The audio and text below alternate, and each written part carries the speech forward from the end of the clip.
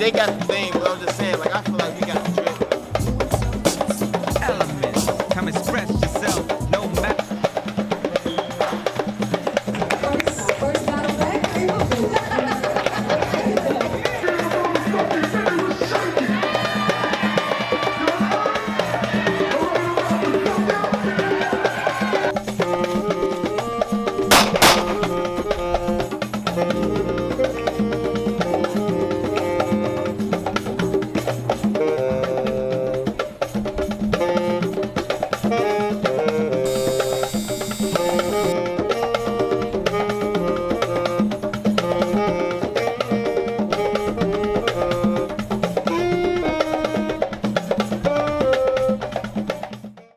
Hello everyone, my name is Michael Higgs, producer of Lit 513.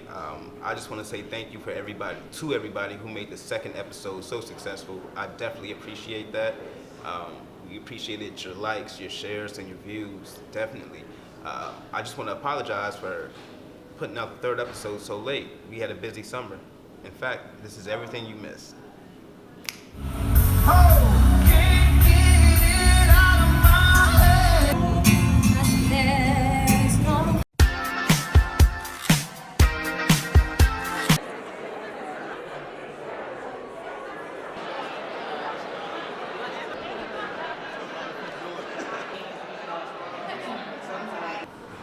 A lot. We were busy this summer, and basically we're back, and we just want to bring very useful and helpful and just great information to you all. Please like, share, and comment. This is the third episode. I hope you like it. Take it away. Welcome to Lit 513, where we are lit in the 513. I am your host, Nailah Edwards. In today's episode, East meets West, as we will look at ways to get healthier. We're going to talk about chakras. If you don't know what chakras are, neither do I, but we are here at Sweet Sistah Splash, where Miss Nzingha Byrd is going to tell us all about it. A little later, we will also meet with a personal trainer, and she's going to tell us about year-round fitness, and Miss Asia Harris is going to share with us one of Toni Morrison's books called The Origin of Others. Have you read it? But first, before we get into all that, let's take a look at what some walkers told our producer, Michael Higgs, about their workout routines. Walking is great exercise. It's a good time to get together with friends for some fun or just get some quality time to yourself. If you want to join a regular walking club, check out Black Girls Run or another walking club in your neighborhood. Or if you can't find one, you can always start your own. Now let's hear from a personal trainer so we can get fit with Liv. My name is Olivia James. I run Body Boot Camp in Cincinnati, Ohio. To be specific, Mountain Lookout, Cincinnati, Ohio. Body Boot Camp is group training. I also offer personal training and semi-private training. We really focus on muscle confusion, meaning the workouts are always undulating, always different. I release a protocol every 2 weeks. So we're working on a different region of the body every single time. You will never do the same workout. I give measurements, we do a before photo, and we just really also focus on weight loss, toning, and muscle gains. So it's huge. Everything is always different. Variety, the community is great. And we also do affirmations at the end of every workout. And also in the beginning of every workout, there's a motivational speech to get you through. I'm huge on high fives and interaction. And I definitely advise you to check it out. I major in kinesiology. Kinesiology is the study of human movement. So I study that on my own. I study it in school, and that's what I will be getting my degree in. Bodied also offers personal training and semi-private. So if you find that group training is not your thing, I also offer personal training and semi-private. Semi-private is 2 to 5 people, and personal training is one-on-one. So if you're not feeling the group training, definitely contact me about personal training and semi-private. Now let's go east. And here to explain chakras to us is Miss Nzingha Byrd from Sweet Sistah Splash. So thank you for letting us visit today here at Sweet Sistah Splash. Absolutely. But before we get into talking about chakras, can you tell us a little bit about Sweet Sistah Splash? Sure. So Sweet Sistah Splash is a culture center located in Over the Rhine, Cincinnati, Ohio, and we feature all different types of programs, classes, events that cater to the experience of the urban and ancient man, woman, and child, especially the women of color. Okay, nice. I love it. So can you explain what chakras are to us? Sure. I think first, to understand chakras, what you have to understand is that we are holistic beings. We are not just physical people, but we also have emotional bodies, we also have spiritual bodies and mental bodies. And we have to understand that we also live in a holistic universe, in a holistic planet. So this planet is not just made up of physical nature. There is also emotional nature on the planet. For instance, there is love on the planet, and love is not necessarily a physical thing, right? So when we understand that is our foundation, we understand that in our spiritual and mental and emotional life, everything is made up of energy. And the way that it all ties into chakras is that we process energy differently throughout our body. We process love differently throughout our body, you and I. We process fear differently throughout our bodies, you and I. And these different energies can be operating at an optimal level, or they can be blocked. And that's where we get the term blocked chakras from. Your chakras are the way that your body processes these different energies, these different emotional states and mental states, physical states as well. Okay. So there are 7 main chakras, and each represents an energy source in certain areas of the body. And I understand that diseases and depression and fatigue and sore throats are a sign of blocked chakras. So how do we go about unblocking the chakras to let the energy flow smoothly? That's a really good question. So what I'll do is I'll just go through the 7 chakras really quickly and give a few examples, and then that'll help understand how we can unblock those energies. So our main chakra would be our root chakra, and that's pretty much what you and I are sitting on right now. Is the chakra that connects us to the earth, that grounds us to this planet. So being that our root chakra grounds us, it's also our chakra that connects to us being safe and stable. You know, the more grounded we feel, the more stable we feel. So through this root chakra, we also process the energy or the emotion or the mental state of fear. Because when we're not stable, when we're not grounded, we fear for our survival. How am I going to make it? How am I going to pay my finances? Things of that nature. Those are different fears that we have around the root chakra. Moving up from the root chakra, we have our sacral chakra, which is located in our reproductive system, and it's connected to our reproductive organs. And this chakra has to do with how we create. As we know, through our reproductive organs, we create life. So this chakra has to do with our creativity, how we manifest what our dreams and our desires are, how we experience life. It also is where we hold our pleasure at, how we allow ourselves to be free and seek the pleasure in things that we want to have in life. So this chakra can sometimes show up as a health issue in our reproductive organs when this chakra is blocked, when we're not creating the way that we want to create. Okay. Got you. That makes a lot of sense. Right. So it sounds like the key to keeping our chakras unblocked is a healthy lifestyle and a healthy diet and rest and exercise. So what do you do in your everyday life in terms of diet and rest and exercise?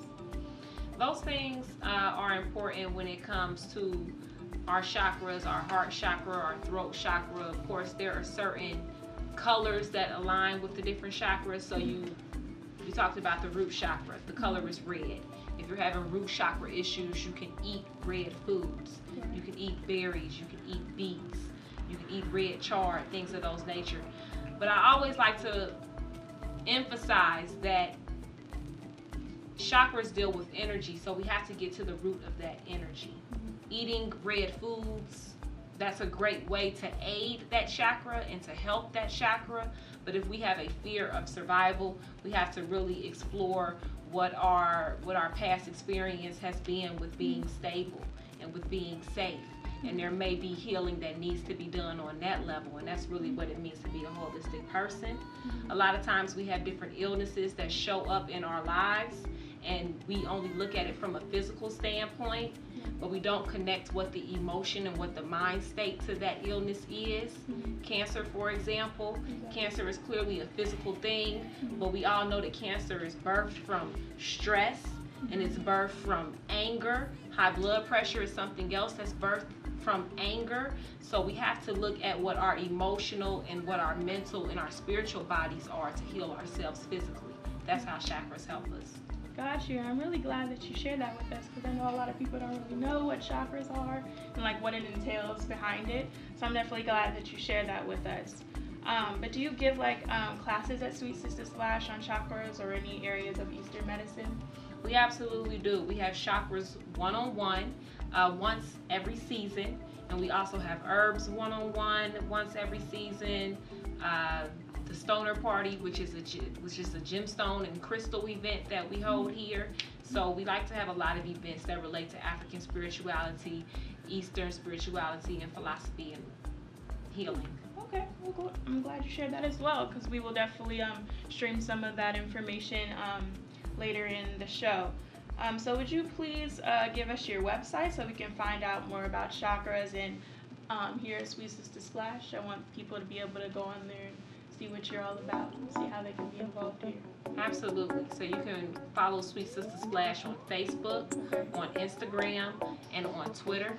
And then you can also go to www.shopsweetsistasplash.com. Okay. So thank you for letting us visit here today at Sweet Sistah Splash. And next, Asia Harris is going to share with us a book by the late author Toni Morrison.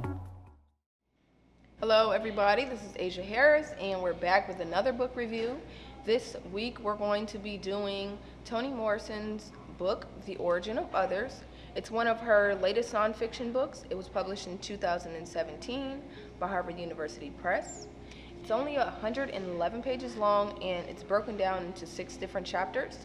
There is a foreword by Ta-Nehisi Coates, and there's also an excerpt from that foreword on the back of the book, which I will read for you all.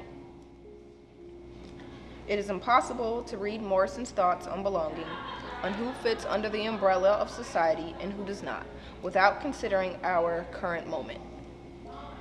So I chose this book also because I feel like it's very important to society and very relevant in what's happening right now in our culture. Even though this book was published 2 years ago, I think that it's even more important now that we are in the middle of the 2020 election campaign for our newest president that will be coming into the White House. And I believe that we need to take a look at this book to understand how we can employ language and literature and using platforms that include written material to spread information. This book is a deep dive into race, society, media, literature, and how it has shaped our culture today. So the first quote that I want to share with you all is in the very first chapter of the book. This chapter is titled Romanticizing Slavery, and it's from page 6 in the book. If anyone already has this book, you can go to the top of the page, and that's where we'll begin. One learns othering, not from information or lecture, but by example. So to me, that quote just is a reminder of many Christian Bible verses or African proverbs or popular mantras that we hear. And it's important that we realize that even when we say something, we have to prove what we mean by our actions, and that people will believe what they see and not necessarily what they hear. So in this book, she uses her own novels and a lot of her most famous works to describe how she uses race and her investigation of what slavery was like. The opening chapter focuses on how romanticizing slavery has washed away the hostility of its history and how it has made slavery seem like an issue that has been resolved and doesn't need to be addressed anymore. In that case, a lot of people feel like they are on the outside, and the idea of slavery and how it has systematically progressed in this country has made African Americans feel very on the outside or as if they are another race or another culture that doesn't belong in America. The second chapter, Being or Becoming the Stranger, is an explanation of how that othering has played a role in this country and how we perceive someone to be other or included. On page 30, we have another quote that I will read from the book.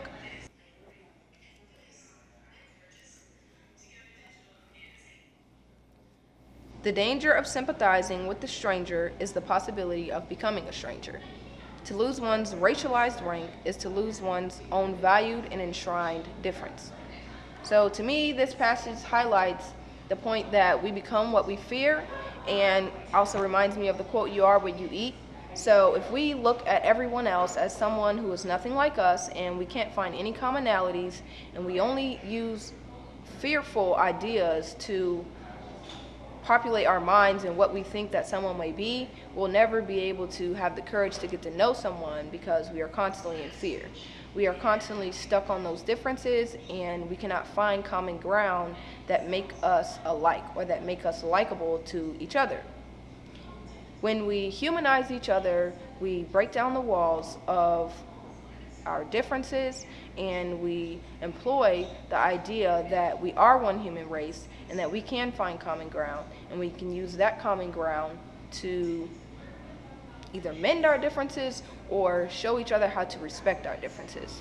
So the becoming or being a stranger in this country means that it is very obvious who feels like they are a part of, who feels like they belong, who feels like they are the people who own this land, who feels like the people that are rightful to live here. America has been able to use media and language as a tool to create false images of how specific races live and act. The images that have been passed down through media and literature have falsely represented what white people are, what black people are, what Muslims are, what certain cultures and ethnicities are, but rather than focusing on who we actually are and what contributions we make to the world, we use these outside differences to separate ourselves. And inherently, a certain skin color in this country has caused black people or people of color to feel inferior. And I think that we need to use language to reel it back in that we are the same, and that we are one human race, and that the danger of excluding each other based on race can be excluded if we focus on our humanity. So the third chapter in this book is the color fetish, and the color fetish focuses on mainly novels not written by Toni Morrison. So famous authors like Ernest Hemingway and William Faulkner. She talks about how even the smallest details in those works are about race, and how even the smallest details in a work include race, and usually for no reason except for to establish superiority. In some of her works, she excludes race, or she makes characters so neutral that we cannot attach a race to them, so that we can focus on the story, so that we can focus on the character. And that is something that she does specifically to make us realize how attached we are to race in literature and the media. Morrison felt like studying literature outside of America was going to bring her to know more works that did not include race. She wanted to focus on works that could teach her how people write about culture and not race. She wanted to speak on how these topics change people and transform people without making them feel superior or inferior for their race. Configuration of Blackness is one of the final chapters, and that chapter gets into how the world has created their own definition of blackness in America and everywhere else. Black people are oftentimes excluded from their own narration of who we are and what we would like to be seen as in this country. And we also have to keep in mind that for hundreds of years, Black people were not allowed to read, so that majorly impacted who got to tell our stories and how our narratives of our existence got to be spread into the world. So as our images of ourselves were more defined by our own culture, that's when the world got to see a definition of what black people were from their own perspective. Morrison also shares articles and information that were widely spread during the time of slavery and eras like Jim Crow, where major figures and major authors were able to use their platform to spread information that black people were inherently born as rascals or inherently born to desire the one of escaping slavery.